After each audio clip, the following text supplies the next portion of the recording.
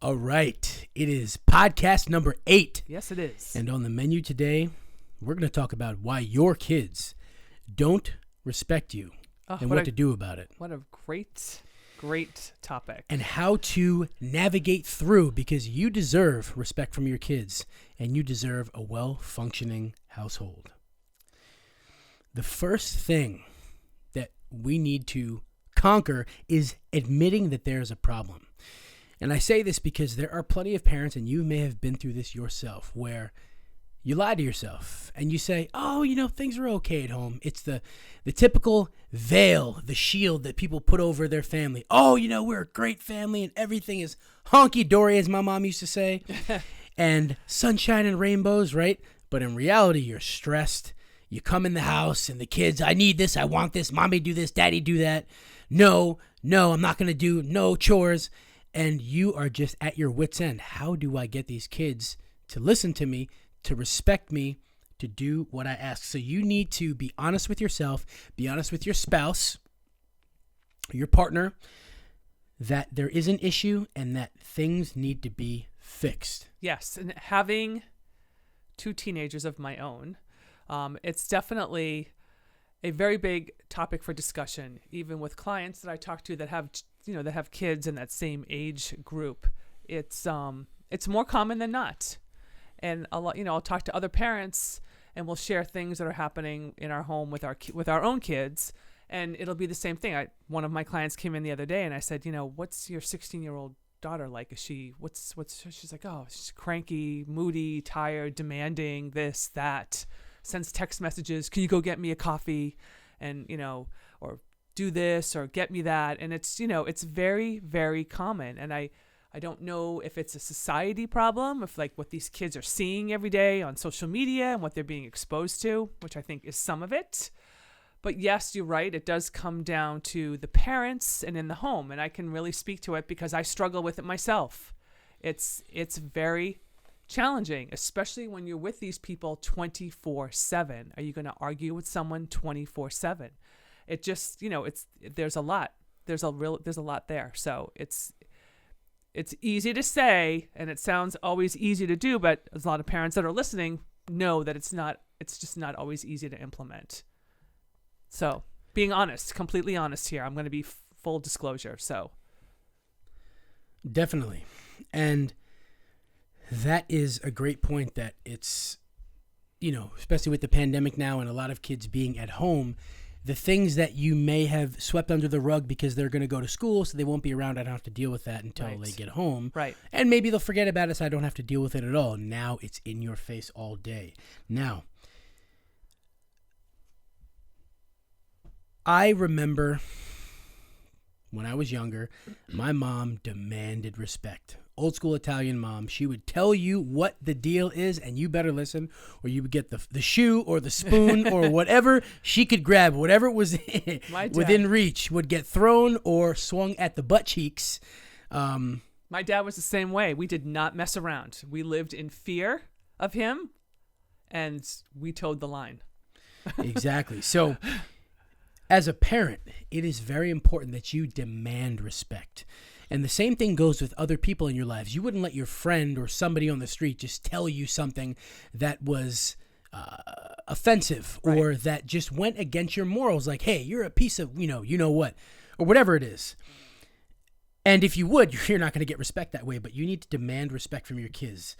It's not negotiable. It's not something, well, I hope they respect me. Or, if I just, show them I love them, which, hey, if you have a roof over their head, you feed them, you're showing love through Absolutely. Your actions. But you have to demand it. There's got to be a zero tolerance for certain things.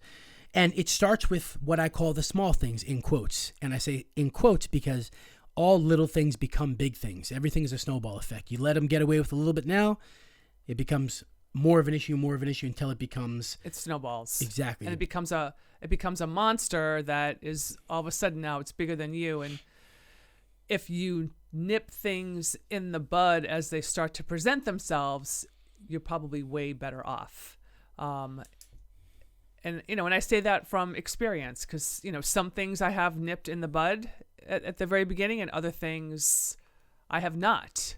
So, I've had my own behavioral issues at points. My children are good kids in the sense that, they're not in trouble with the law. They don't have a drinking problem. They're not into drugs. They do well in school. I mean, they're not awful kids, but at home, it's the looks, it's the mumbling under their breath when they walk away. It's the expectation. It's what's for dinner. When are you making dinner? Standing there looking at you, just all those things that sometimes we just ignore until it really just rears its ugly head. And I think now, like you said, Christian, with everybody being home since March, a lot of these things are really starting to grate on people's nerves, parents, kids, because people are just together all the time. So now you're just being disrespected all the time. And it's like, wait a minute, I'm running around like a chicken without a head. You should be kissing my feet, not giving me a look and rolling your eyes and an attitude. Exactly. And along with the demanding respect, you've got to make rules. Okay?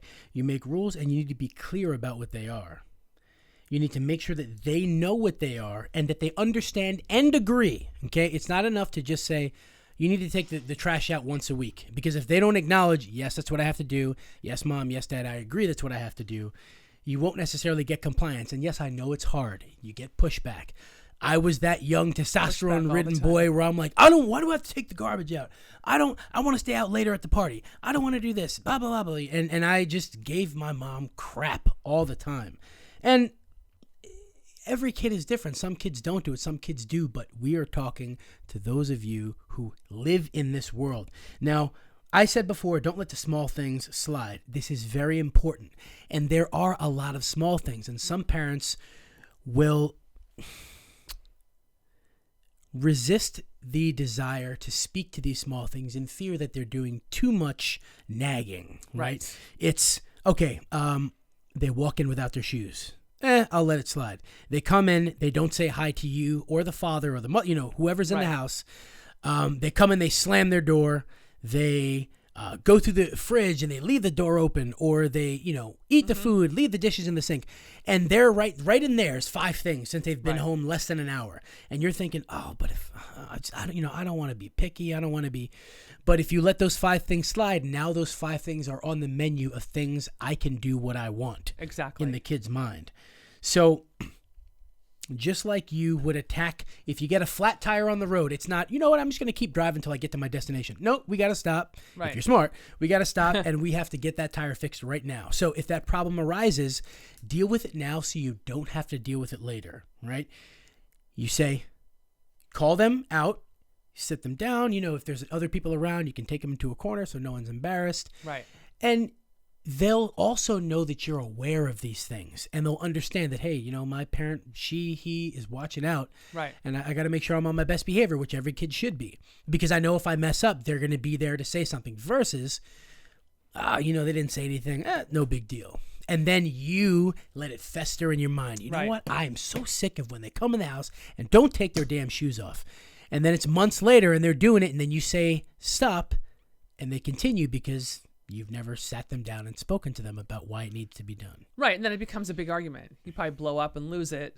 You start to lose yourself on them because you're so frustrated and overwhelmed and not saying anything, being proactive. Now you're just being reactive. And, and I've learned a lot of these lessons, and instilling certain rules with shoes. My kids would do that. They'd come in sometimes, take their shoes off, and sometimes they wouldn't. And, and sometimes I would do that. I would just sit there and be like, oh. But now, and then once I started dropping the hammer, now it's more commonplace, I would say. Every now and then it's like, hey, you got to remind them. But for the most part, but it's true. It's speaking to the little things and making them aware of it and letting them know that, you're a tenant here and, you have to live by the rules. And when you live on your own, you can do, now I sound like my parents, but when you live under your own roof, you can do what you want to do. But, when I was a kid growing up, we came in, we took our shoes off, we washed our hands.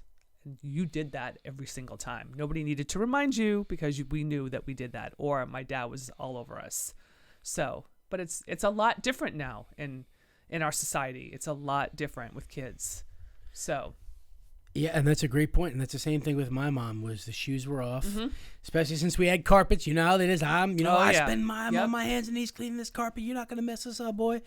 And Linda brought up a great point before about being afraid of her father, right? And not afraid that you're a kid who's being abused, but you Right. fear the repercussions. Exactly. Because you knew that if they told you something was going to happen, you would pay for It was going to happen. disobedience. It was going to definitely happen. Yeah, and the same thing with me. I used to get the belt. You come home and something happened at school. Go in the room, wait for me. You hear Yep. that belt jingle. I'm like, oh no, I should have just listened. We always got to wait till your father gets home, and it was like, oh no. Exactly. And it needs to be, again, a no tolerance situation, 0 tolerance. Now, another aspect is don't try to be their friend. Be their parent. Be their leader. Mm-hmm. And what I mean by this is yes, as your children and you grow through time, yes, you're their friend because you're always there for them. You love them, you support them. But when it comes to them obeying you, if you try to be their equal, they will never listen to you. It's just like if you work at a job, right? Mm-hmm. If you think the manager just has the what do you call it? Let's just say they're just like another employee, right? They're just like work at the cash there's register. No hierarchy of authority. Exactly. There's no chain of command. If you think they have the same authority as someone at a cash register, you're not really going to respect them as like, okay, you can't go on break now. You can go on break now. Do this again, you're going to get written up for insubordination. All those things. The same thing in the household. Mm-hmm. It's a principle. There has to be a hierarchy. That's a perfect word. Yep. And chain of command. If you do things or don't do things because you're scared, like they're your friend, then they will never look at you as an authority. And it's tough. It's an emotional thing, and that I know more than anything because it's your baby. You don't want to put them through discomfort. You don't want them to be in pain, and by pain I mean even just emotionally, and you don't want them to be sad because I remember when my mom would say the term, "I'm disappointed in you." That was always... It struck a deep chord because you as a kid want to make you want to make your parents proud. Right. Whether it's your score that touchdown in the football game, or you get that new belt in karate, or you just do something in school, you get a straight A in school, whatever it might be. You want your parents to be happy. Everyone wants that. And proud and all those things. Yeah. And if my mom would say, "You know what, Christian, I'm very disappointed in you," and I'd be like, "Damn, I let her down." Right. Even though I'm a kid and it doesn't seem to matter that much, that did.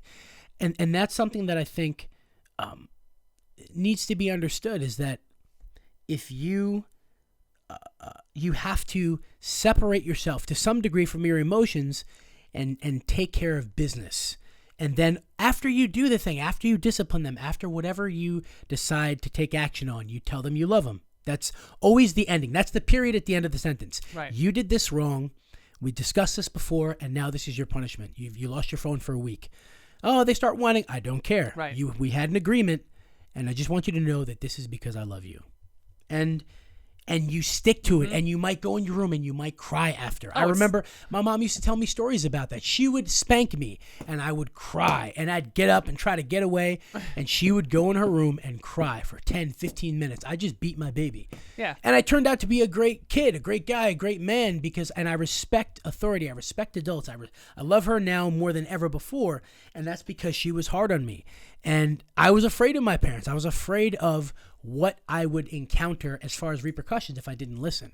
And it's because they did not spare the rod, and they definitely didn't spoil the child. Well, the other interesting thing too from my childhood is, my dad was very strict with us about what we were able to eat, and that at the time we thought that was just awful, and it was terrible because you go to your friends' houses and they'd have goodie closets and goodie cabinets with all kinds of treats and things, and we'd come home to our house and we wouldn't have those kind of things because we weren't allowed to eat that food. So I thought that was just awful, or just certain ways that things we had to do, the things that we had to toe the line. But when you grow up, these are all things now, like you and I have talked about, Christian, where I'm a nutritionist and I eat a certain way because of the way I was brought up. So even though I thought it was awful and terrible at the time and I was being tortured and I was unlucky and I had the worst parents because I couldn't eat Oreos and ding dongs and ho-hos or Twinkies, all those, cupcakes from Hostess Cakes and things. Now I'm happy about it because a lot of those kids that I grew up with that ate all that stuff now have weight problems, and I'm helping them. But I don't, and I know how to eat, and I have raised my children in that respect too, that they're more focused on what they eat. But the point is, even when we're hard on our kids and it's painful, Christian, you've mentioned that your mom has said, like, it hurts me when she would punish you. She would say it hurts me more than it hurts you. And I understand that because I have punished my kids. I have spanked my kids when they were smaller. I have watched them cry, and it rips your heart out. Parenting is a really hard job. It's a really, really hard job in the sense that, you try to do all the right things and you always have good intentions for your kids, but sometimes giving your kids everything is not the right way to do it, even though it's done with good intentions. Mm-hmm. So what do they say? The path to hell is paved in good intentions. Yeah. Yep. And yep. And it's true though. Yeah. You want to give your kids things that you didn't have, or treat your kids a way that you weren't treated. Maybe I wasn't, hugged a lot and loved a lot from my dad, but he instilled other things in me. So it's all different, but it's important. It's really important. That's very true. And that's a great point also, and something that we'll go into much deeper in a later podcast. Mm-hmm. But there's the same thing on my side. My dad's side was more of the rational, alpha male, where it was less showing of love, less I love yous, and more of, let me show you how to be a man. I expect this of you. I demand this of you. You're a young man. You need to know these things. And you know that I love you, rather than I'm going to tell you all the time. Right. And, it has different effect on different kids. But for sure, I always knew that they were the leader. They were the parent. They were the authority. And I was along for the ride in that household. It was not my house. Mm-hmm. But I had the privilege of living there and growing up. So, and I think what Linda mentioned about food and me being a nutritionist also, it's something that I am very happy that my mom always made me eat well-rounded meals. When I went to school, she'd send me with, the protein source, it might be a sandwich, and you get the veggies in there, and you get the little snack, so you'd get, well-balanced meal. And she ate the same way as well. And that brings me to the next topic of be the change you wish to see. Mm-hmm. That's one of my favorite quotes, because there is no better way for a parent to live and lead. Right. More so is if you want your kids to, if you don't want them to curse, then you can't curse. Right. Because monkey see, monkey do. If Absolutely. you do it well, you're going to do it, and then you tell me I can't. Yep. If you want your kids to eat healthy, then you better eat healthy. They're Right. going to live by your example. Mm-hmm. If you want your kids to get involved in fitness, well, then run, go to the gym, Right. be fit so that they mimic you. Leading by example. Yeah. Leading by example. And, for those of you that don't know, I'm divorced and I have 2 teenagers. Obviously, I'm into fitness and health, and my children are both athletes. So, but, and one of them is always, will say to me, Dad's trying to get, Alec to go to the gym, but he doesn't listen to Dad. Well, you know what? Dad doesn't go to the gym. Dad doesn't work out.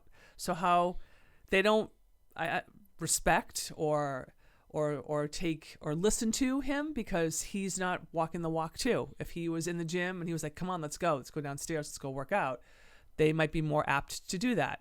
My daughter will come and work out with me. I've asked my son, come and lift with me. Okay.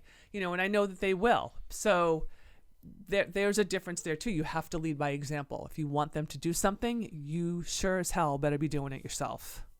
Exactly. And remember that you are their first example in Mm-hmm. life.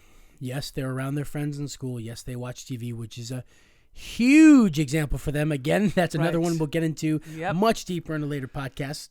But you are their first example.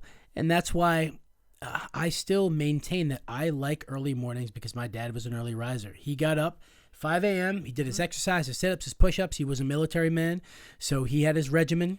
He would eat his breakfast, read the paper, and be off to work. My dad did the same thing. He Yeah. was up early. Yeah. Remember him closing my bedroom door. He'd go out in the living room and he would do push-ups and sit-ups, and then he'd have breakfast and get his stuff and go to work. Exactly. And that's and I cannot remember. That's probably why I love fasted cardio. I cannot remember what speech this was, but a man said, I do these things because I want my kids to catch me doing something great. And he said it in different words. I'm sort of butchering it, but it's something that hits me very deeply because, you are your kids' everything. And when they see you do something, they understand how important that is. Right. Because this one person that has raised me and given me everything I have, including my literal body, does this thing. There's got to be something to it. And it's sort of like in combat. You don't fall to what you think you're capable of. You fall to your level of training whenever dangerous situations happen, right? You resort to your level of training. And if all you've been surrounded with is success and getting up early and going after your goals and being responsible, being nice to others, you're going to embody that to some degree. And, if you want your kids to be more outgoing, then you have to do that. If you're a homebody and you're like, hey, go out and do these things. Right. Well, you're not doing it, so I want to stay inside. If you're on your phone all day and you want your kids to be out and about, right, make some time to spend with them with no electronics. Right. So they see that, okay, interaction's important. Yes. We get to talk to each other. We get to experience And each other. look We at get each to have other. deep conversations, eye contact. That is so missing right now because they're just embedded in, whether it's Fortnite or their cell phones or TikTok or whatever. They don't know. I remember one time when my kids were smaller and they wanted to have a play date with a friend. So I said, call them on the phone and see if they want to come over or if you can go over there. And they were like, call them on the phone. Like, they looked at me as if I said something completely in another language. the puzzlement on their face was, I'm like, what's the matter? And it's like, I'll just text them. I'm like, no, call them on the phone because you'll get a faster response and you make contact with someone and you use your social skills. And I remember like just getting a look of, like I had said, spoken in Russian to them. So it's so true. It's like, get off the electronics for a little while so you can have a conversation. And when I have those moments, it's wonderful. And all kids will act up and disrespect and push back. Absolutely. And some more than others. And, as a parent, you don't have to be the perfect parent. I'm not the perfect parent by any stretch, but I am making strides to be better and to not let some of the things that I have allowed to happen any longer. But it's not easy. It's definitely not easy, especially when they hit the teenage years and they're seeing and hearing things from other teenagers. But it's okay to be a work in progress, parents out there that are listening, because it can be extremely frustrating and emotional. And that's okay. But you have to just say, like what I just said to Christian before, I'm like, I'm a victim. I'm not a victim. I'm a victor, and I'm not going to be anybody's victim. And I'm going to handle things as they come up because I don't have a choice, and it's only for their own benefit as they grow up to become adults. Exactly. And those are some great points. And I completely am on the same wavelength as far as it's okay to be a work in progress. In fact, we are always a work in progress. We should There is be. no perfect parent. So if you're out there thinking, yeah, but I've done all this and I've let them get away with Or so much, perfect how do I child. take it back now? There is no such thing as perfection, right? We're all searching for it. You never get there. You only continue to grow and become this greater being. And understand that and be sympathetic and empathetic with your own self that, hey, even our parents, there's things that we think, they did the best they could with what they have. Our parents have feet of clay, and they are molded by the journeys they walk. Right. And that is what they have to give to us. Just like you are molded by your experiences. And you give your kids the best of what you have until you learn better. Then you teach them better. And you could be 60 years old, right? And you're and 70 and 80, and your kids are growing and they got their own families, and you're still going to learn things. You know what? Right. I got to be more understanding of my kids. They have their own lives, whatever it might be. You're always a work in progress. So just focus on being 1% better every day, but make sure you Right. are making progress. Now, Linda brought up a really good point before, and I want to delve into this because I think that this is very much, it's a serious topic, and it's becoming more and more of of something that needs to be focused on. And I think that parents, especially in the young age, need to limit the amount of time that their kids spend Yes. on electronics. Yes. Now, one of the I didn't get a phone until I was almost in my senior year of high school, because my mom said, you don't need one. You're not that important. You know, at the school, there's phones. If something happens at school and I need to be contacted, they have my emergency info. They've got my work phone. They've got blah, blah, blah, blah. You're not going to get left behind or become an orphan or. Exactly. Now, there's obviously the trend of every being, meaning you and your kids, every being having a smartphone, right? Right. And kids want to be with the in crowd and, oh, mom, oh, dad, but my friends they text and they have games on their phone, which they play in class. You wonder why they're not doing well in school. Right. And especially now, virtual. Oh, and I have these, and I'm on Snapchat, and they're doing Snapchat, and they're on chat roulette, God help me, and they're on all these sites and doing all these things that are distracting them from growing into young individuals they need to be growing into. And they're learning things that they should not necessarily be learning at such a young age. They should be allowed to be kids and be innocent. They don't need to know all these things that they're learning, that they're seeing, and you know, and it's all out there, and it's these little kids are seeing a lot of stuff. Exactly. And we talk about, you know, kids having to grow up too early, and that's definitely a thing these days. And you know, like Linda said, electronics is definitely part of that. And remember, you have the power to do anything in your household. Yes. Why? Because it is just that, your household. So from a very early age, I think a kid shouldn't have a cell phone until they're in their mid-teens. You know, you make your own decision on that. But you know, if you need to get in contact with them, if they're in school, you can contact the school. They can call you through the school. I don't know any school that won't let the kids reach out to their parents. No. If something, happens. And it'll limit them from texting their friends in class, from screwing around on the phone and not focusing on the things that they need to focus on. If they're not bringing home good grades and that's what you want, well, don't enable the lack of focus, right? And there's also, especially when it comes to little kids, and I see this so much and it makes me crazy, when young kids throw tantrums and the parents are like, just give them the iPad, just give them the iPad. There is research out there that shows that kids have more issues with tantrums and attitudes when they spend too much time on electronics. Right. This thing that's emitting all this light and all these lasers and all this stimuli that cannot be mimicked in nature gives your kids a baseline of what they need to keep their attention. And it's this thing with all these flashing lights and noises. Then you put a book in front of them with matte colored pages, right? Right. And they're like, I can't, not interested. In their little mind, I can't deal with this. What is this? Get this out of my face. Give me the beeping and the buzzing and the zinging. Yeah. Yep. Absolutely. And then when you take it away, you get the tantrums, right? Right. They also develop basic skills like emotional problem solving and emotional self-soothing when they are not distracted by technology. So if they have issues with other kids, something happens in school. I got bullied when I was a kid. I got him back. But anyways, I got bullied when I was a kid. And it was only a couple times. It was, again, very short because my dad always taught me, hey, if someone bullies you, take care of business. So, but when I came home, I had to live with these thoughts. You know, I got home, and until my mom and dad came home and I could talk to them, I had to think about it. Right. I didn't have a phone. Yeah, I didn't have a phone to go to, I'm just going to go on Instagram and run away from my thoughts and problems. Right. And kids need to learn to be with their own thoughts. They also need to learn to be aware.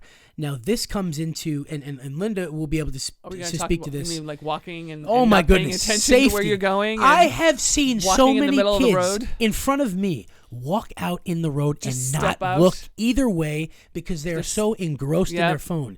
I'm talking. I've seen adults do it too. Yeah, but yes, I know. Yes, I know. She'll tell you. She just had an experience. It just happened the other day, a week ago. And I'm talking. You're moving down a thoroughway. Yeah. And these kids walk out, and they don't pay attention. If the person in the car is not paying attention, the kid is dead. Right. So take the time to tell your kids, be aware. That's also, they're getting lost in these phones, and they are in this bubble. Oh my God, all these zings and pings and dings and lights. And I don't see that car coming. And remember, once your kid gets hit and they're gone, that's it. Right. No, there's no coming back. It's an issue, and it's it just goes, it all chalks up to bring it back around to like respecting you and what it's all these distractions that they have, and they have the attention span, very short attention span. So he's right when he said they don't sit down and read a book or it's that instant gratification, being able to order something fast on your phone or order Uber Eats, or like everything's quick and fast, and that's what they're used to now. So like they'll come out into the kitchen and be like, I want dinner. Like I'm supposed to snap my fingers and poof, dinner's right there. You know what I mean? So it doesn't matter if I'm doing something. Maybe I'm working on a client program, or Christian and I are discussing a podcast topic or whatever it is. It's like I'm expected to stop everything I'm doing and make this dinner appear. And, in the past, yeah, I'm guilty of it. I probably have put my stuff down and I get up because I make the food just so that they'll stop asking me. But now, not so much. Now it's like, you know what? I'm doing this. I got to finish. And if you want to turn around and on your toes and be in a bad mood and go back into your room, that's your problem. Go ahead, go do it. But I'm fine. I want to finish what I'm doing. So, yes, we have to get them to just pay attention in a lot of different areas of their lives, because we don't want them to be kidnapped either because they're walking down the street not paying attention. Someone scoops them up and they're gone.